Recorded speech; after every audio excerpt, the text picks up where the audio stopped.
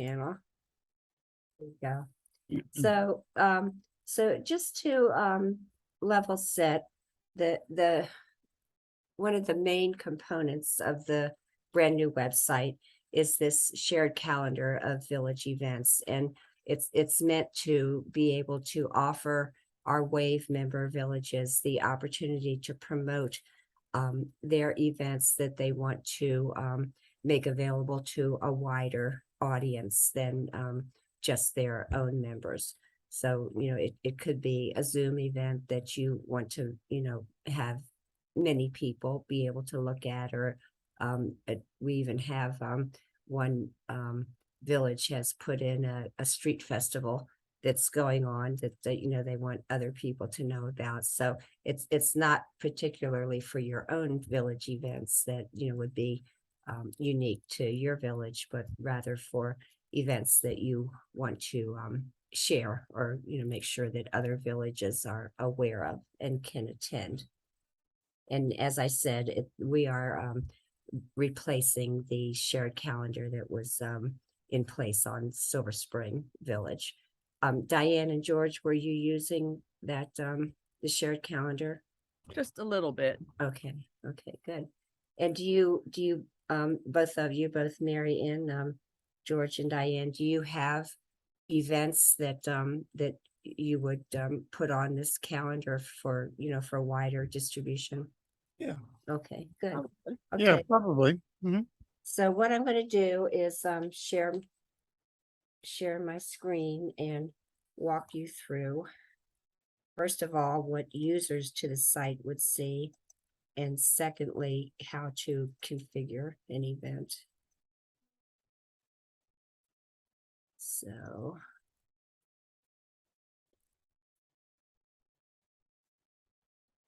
you should be seeing the WAVE website now. Yeah, we Yes. see it. Okay. Mhm. And so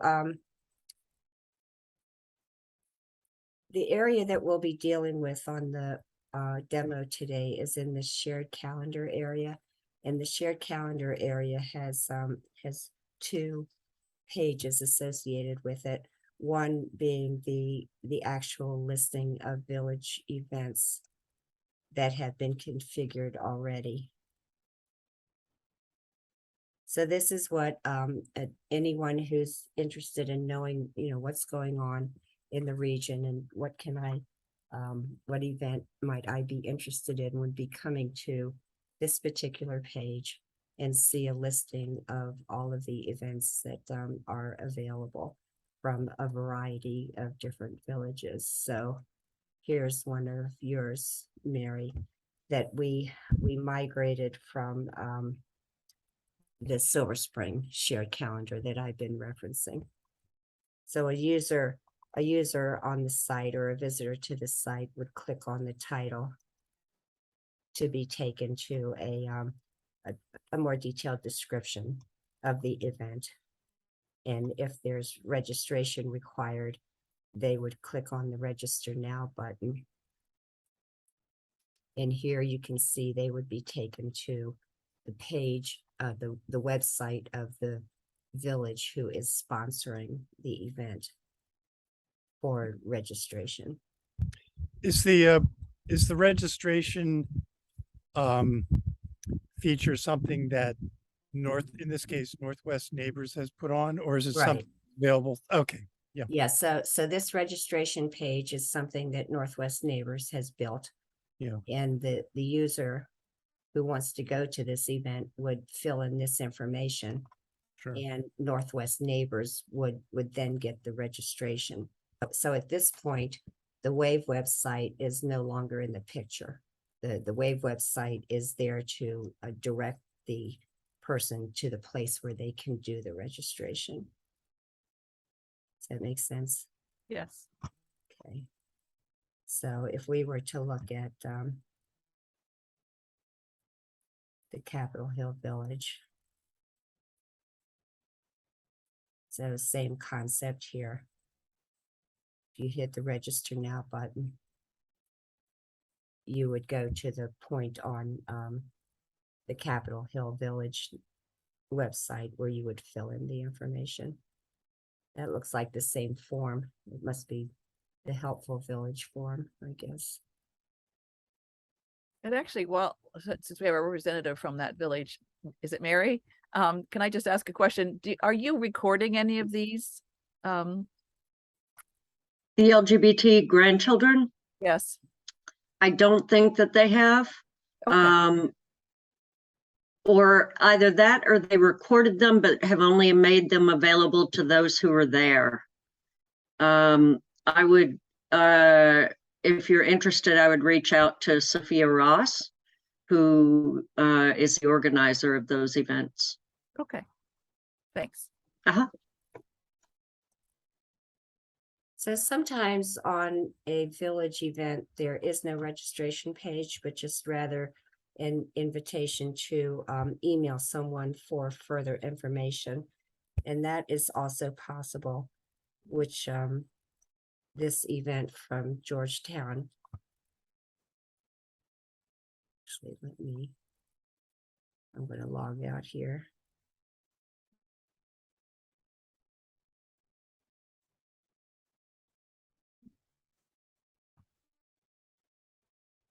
Okay, now we're looking at it as just any visitor to the site would see it. So here you can see that there is no registration button because Georgetown just wants to be emailed by whoever is interested in attending. And you can see here registration is not available online and to contact the event coordinator.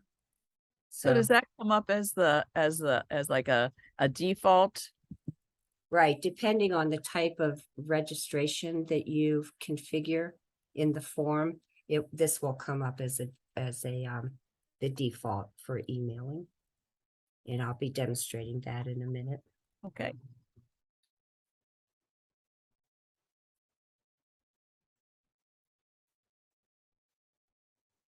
Okay, so that's what your users will see when they come to the site to take a look at events and how they will go about registering or requiring or asking for more information. When you're ready to configure events on the site, you will be going to the calendar. And now I'm going to log in as somebody who would be configuring events.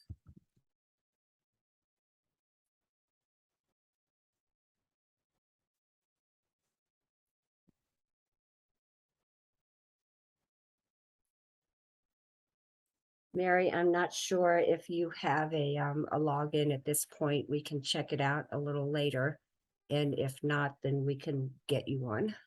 Yeah, I think I need to get one. I was just playing around on it. I was like, I don't think I have a login.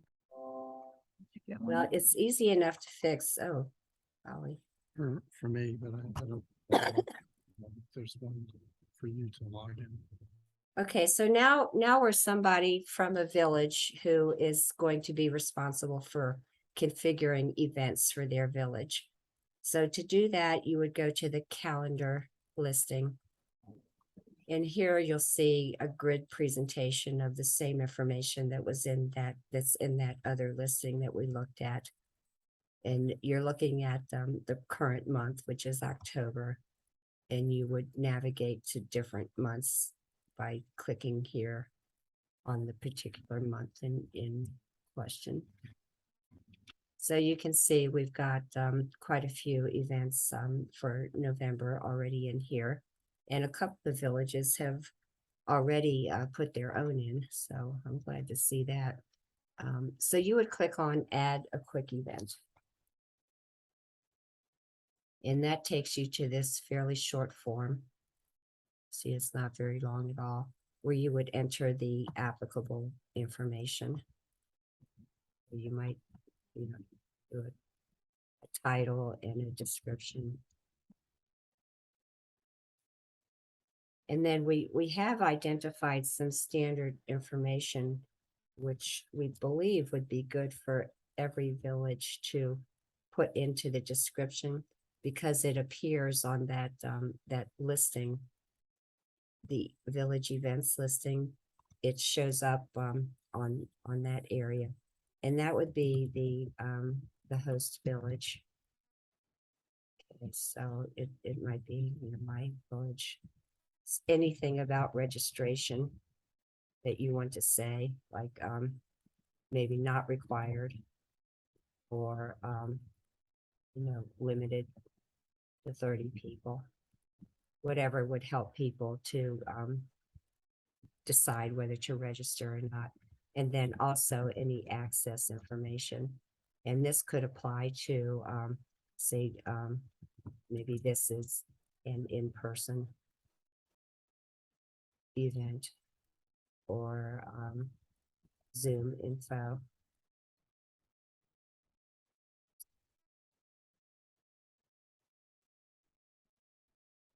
Will be sent to registrants. Again, just, something that will help your users understand the event. The category, you have to select it. It's always going to be village events. And then this is an area of variables that we have defaulted to values, but are changeable. The event contact is going to be the name of the person who's logged in. So we're logged in as the demo user. So that name automatically gets populated there. And you can show various information on the form about the event contact. For example, the email, the phone, or the cell phone. And we have defaulted to show the email to everyone, but to show the phone and cell phone to no one.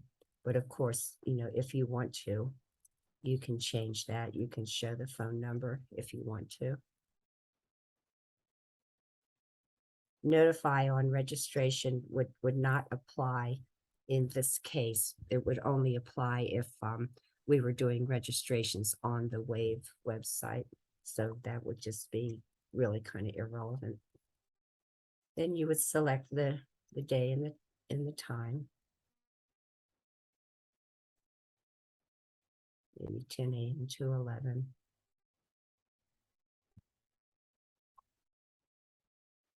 And here, this is what we were talking about earlier about how the user gets directed to the particular village's website. And here is all of these different kinds of registration types. And for us, for our purposes, we'll be using two. One is external, which again is going to, when we fill in the URL here, it will direct the user to the village's particular website. And then if we're only asking people to email us for further information, that type is admins and event contacts only. So we're going to go back to external and type in a URL, which you also could just copy from your own website. But let's just put in Wave Villages.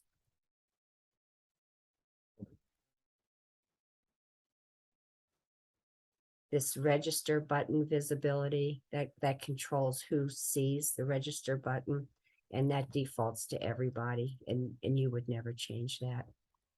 The registrant list visibility defaults to public, but it doesn't apply. Again, it doesn't apply in this case because we're not registering people on the Wave website. You could also, if your event is an in-person event, you can put that information in. And including the address, the full address. And if it's a virtual only event, you can also, if you want to, excuse me, you can insert the link, the Zoom link or the WebEx link right here, including this information. And this will be shown on the form as well when people look at the event description. But of course, if you do this, the caution is that, that Zoom link will be, out there and visible to anyone, to, to the public. So I think probably the better way to handle a Zoom link is to direct, the user to your website where they will register, and you control when the Zoom link gets sent to people. So now you have everything entered and you hit save. And if you go back to the village listings now, the new event is there, our test event. And here's that information that I was talking about, that, if you put that in there, then it not only presents, kind of a standardized view to visitors to the site, but also gets your village name out there, on the front page, and also gives a little bit of information about how to access the event. So then we would click on the event, look at the description, decide we want to go, and then click on register now. And here now we've gone to the website of the village that is sponsoring the event.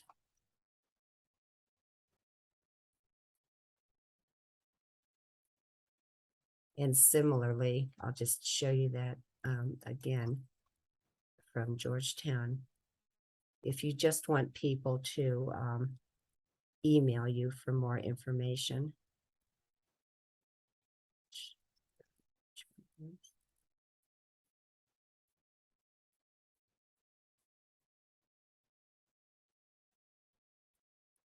Here. Then here, there's no registration button, just a link to the email address.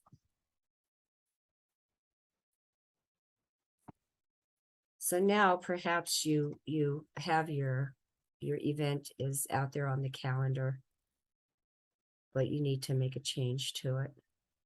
And that also is possible. So you would navigate via the calendar to your event and just click on it. And these icons here are tools available to you as the event organizer to change the event if you need to. And this pencil here is always the editor. So, maybe the time change to noon to 12:30. So you can make that change on your own. And you can also cancel the event if you need to by clicking on this X here. It's going to ask you to confirm.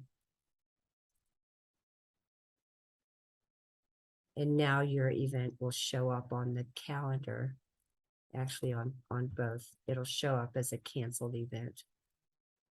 So it will still be on the calendar, but just noted as canceled. And if you want to remove the event completely from the calendar, then you would need to contact me to get that done. That's not a function that is available on your particular login.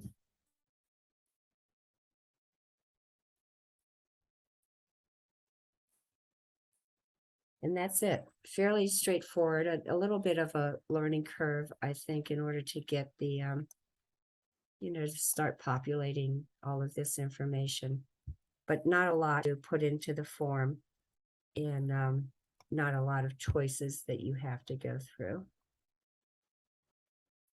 So questions, or can I demonstrate something again to you? I think for me, we don't have a website per se, but so we would want people to go to our email. Okay, And it said, but it looked like maybe you just had URL in there. So let me show you that. I kind of breezed over that part of it. So let's say we're going to do another quick event. And we have, you know, this information is required. The category is going to be village events. This all defaults to the values. You can also type it in. You don't have to go to the calendar. And we'll say 8 a.m. to 5 p.m. So it defaults to external, Diane. But if you want to just direct it to an email address, that's when you select admins and event contacts only. Okay, Okay. And then you would, you can ignore the rest of it and hit save. Whoops, thank you. Registration to minutes, admin events. very helpful about telling you when you've made a mistake. So put everyone there.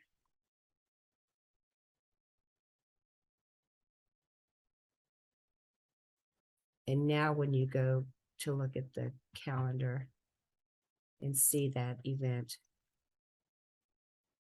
you'll see there's no registration button here.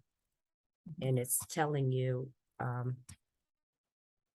to contact the user or contact the event contact. So they would, click on. You're logged in as the primary person. Okay, and you'll see your name here in the upper right-hand corner, right? Mm-hmm. And you click on or hover over that and click on profile.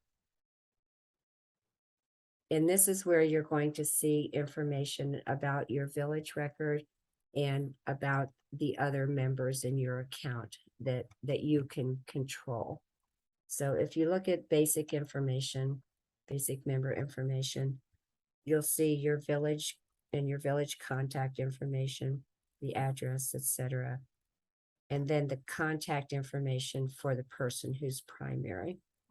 So this will be a way for you to check to make sure that everything is accurate and also to make any changes if they happen to be needed. And then we're also collecting additional member data on the village, something that isn't part of the standard form in Club Express.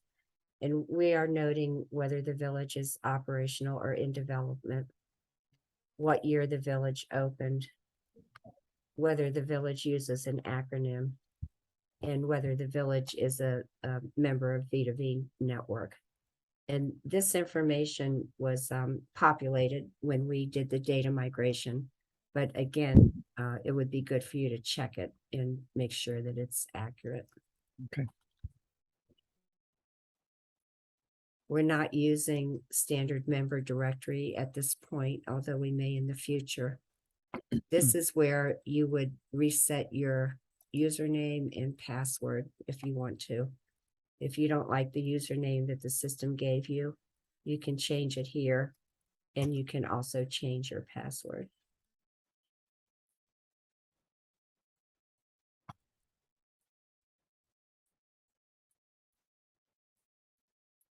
And the rest we are not using at this point either. And here is where you would click to see the additional members in your account. Mm. And here you'll see your name here as the primary and your secondary if you have one. And you'll be able to make changes to that if needed. And here you'll see all of the other members of your village who have requested to receive emailings.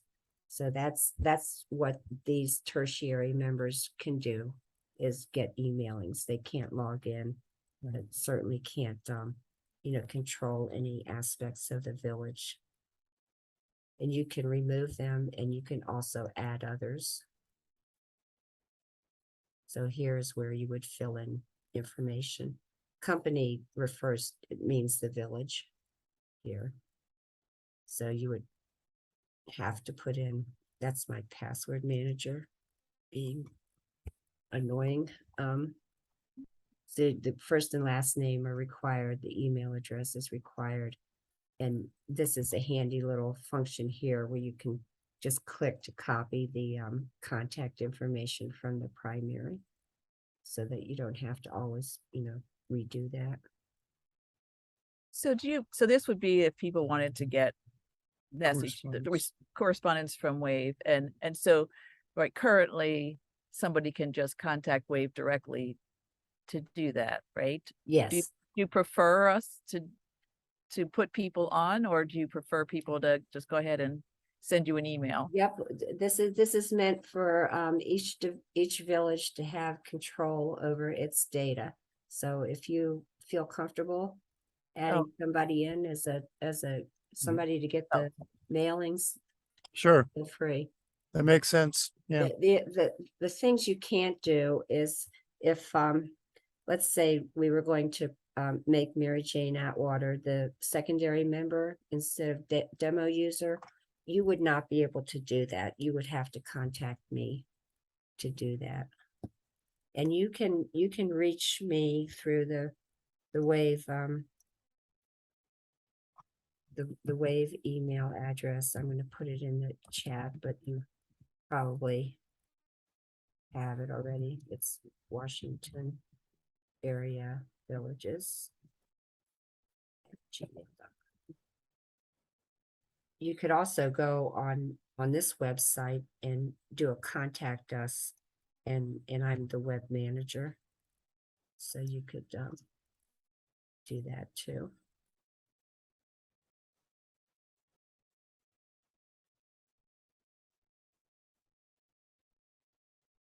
So Mary, when you get set up as the primary, if you would go into Capitol Hill and make those changes, or for the first time set up, if you'd like me to do that, that would be fine. But I'll check it out and let you know if I okay, hit any snags. okay. But Thanks. first I'll promote you to secondary, otherwise you won't get very far at all. Right. In fact, you'll get nowhere.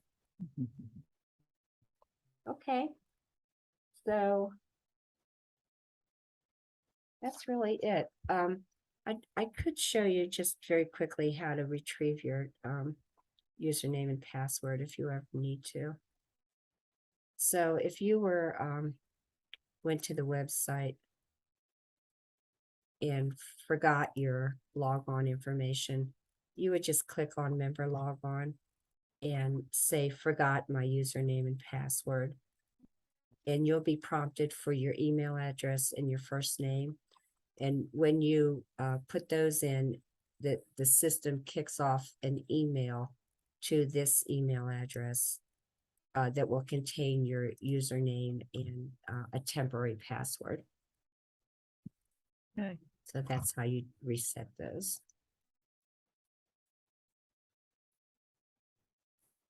well, this is great. This is Well, I hope you have fun with it.